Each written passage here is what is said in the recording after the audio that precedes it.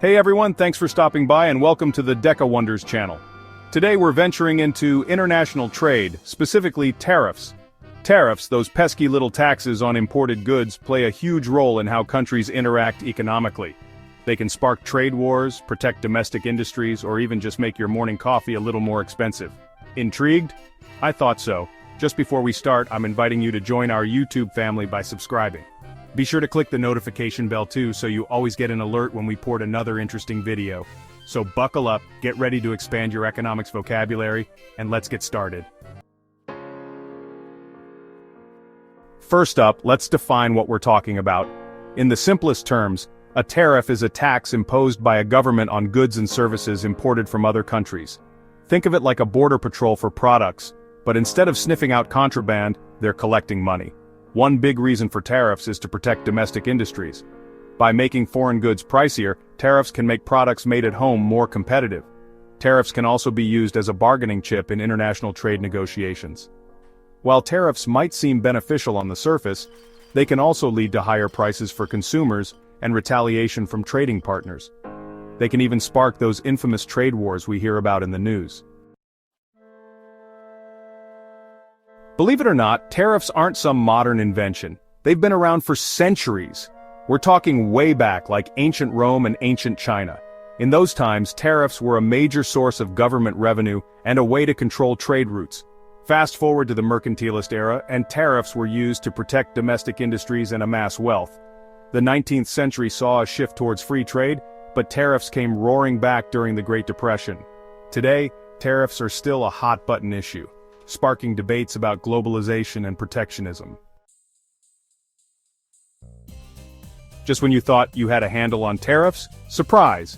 They come in different flavors. The most common type is the ad valorem tariff, a percentage of the value of the imported good.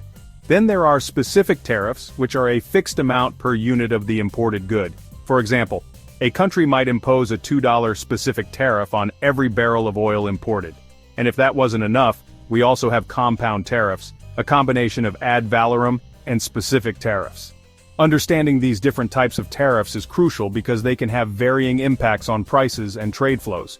Ultimately, they affect your wallet. Now let's talk about the real-world effects of these tariffs.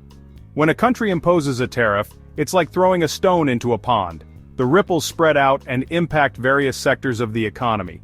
On the one hand, tariffs can be a boon for domestic industries that compete with imported goods. But hold on, it's not all sunshine and roses. Tariffs can also lead to higher prices for consumers, as those increased import costs are often passed down. And it's not just consumers who feel the pinch. Industries that rely on imported raw materials or components can also face higher production costs. Remember those trade wars I mentioned earlier? Well, tariffs are often the weapon of choice in these economic battles. When countries can't see eye to eye on trade policies, they might resort to slapping tariffs on each other's goods as a way to retaliate or force concessions. Unfortunately, like in any war, there are often casualties. Trade wars can disrupt global supply chains, increase uncertainty in the markets, and ultimately harm businesses and consumers on all sides. Remember the trade tensions between the US and China? Tariffs played a major role in that. So, while tariffs can be a tool for negotiation, they can also escalate economic conflicts. Now, before you think tariffs are all doom and gloom, it's important to remember that they can be used effectively to achieve specific economic goals. Take the example of South Korea in the 1960s and 70s. They used tariffs strategically to protect their fledgling industries, which eventually helped them become a global economic powerhouse. Or consider developing countries that use tariffs to generate revenue for essential government services. The key takeaway here is that tariffs, like any policy tool, can be used for good or for bad. Ever heard of tariff escalation? No? Well, it's a thing, and it's a bit sneaky. It's when countries impose higher tariffs on finished goods than on raw materials or intermediate products. For example, a country might impose a low tariff on imported cocoa beans, but a much higher tariff on imported chocolate bars. This incentivizes domestic chocolate manufacturers to import the beans and do the processing themselves. While it might sound good in theory, tariff escalation can hinder the development of processing industries in developing countries. Alright, let's get ready to rumble. The use of tariffs has been a topic of fierce debate among economists and policymakers. On one side we have the proponents of free trade, who argue that tariffs distort markets and harm consumers by driving up prices. They believe in the power of open markets to allocate resources efficiently and promote economic growth. On the other side we have those who believe in protectionism, who argue that tariffs are necessary to protect domestic industries and safeguard jobs. They believe that some government intervention in trade is necessary to create a level playing field. So, who's right? Well, like most things in economics, it's complicated. Okay, so we've talked a lot about tariffs, but how do they actually work in the real world? It all starts with governments establishing tariff schedules that outline the specific tariffs applied to different goods. Think of it like a giant menu of tariffs. Then, customs officials at ports and border crossings inspect imported goods, determine their classification, and assess the appropriate tariffs. They're like the tariff police, making sure everyone's paying their fair share.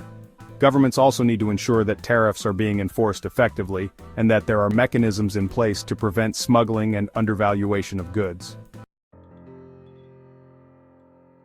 So what does the future hold for tariffs? Well, predicting the future is always tricky, especially in the ever-changing world of international trade. However, we can look at current trends and make some educated guesses. Globalization and technology are changing the game, making it easier for businesses to operate across borders and consumers to access goods from around the world.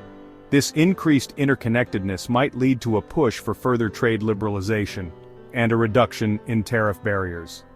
However, we're also seeing a rise in economic nationalism and protectionist sentiments in some parts of the world. Ultimately, the future of tariffs will likely be shaped by a complex interplay of economic, political, and technological factors. Well, there you have it, folks. The intricate world of tariffs, their history, their impact, and their role in the global economy. Understanding tariffs is crucial for anyone interested in economics, business, or simply how the world works. As always, if you found this video helpful, be sure to give it a thumbs up, subscribe to our channel for more informative content, and leave a comment below with your thoughts on tariffs. Until next time, stay curious.